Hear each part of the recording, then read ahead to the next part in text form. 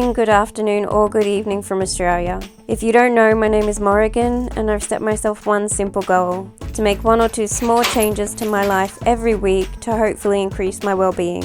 In this video, I'm again going to focus on enjoyment, mostly because I'm a massive scaredy cat and I don't want to look at the other areas of my life that need work. My friends and I did buy tickets to the annual Scenic Sunflower Festival, however, and I thought it would be pretty cute to film. This festival is held in a pretty little country town called Kalbar, which is about an hour away from the centre of Brisbane, and I may or may not have stopped multiple times on the drive out there to try and make friends with the cows and the horses that I came across. This year the Sunflower Festival was held over 3 days. Apparently over 1 million sunflowers were planted for it, and as you will see, there was a 4-acre sunflower maze for us to explore.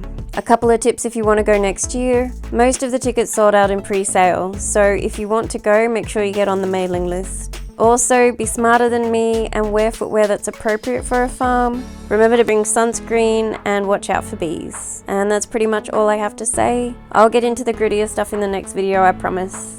Otherwise, enjoy the festival and hooroo from Oz.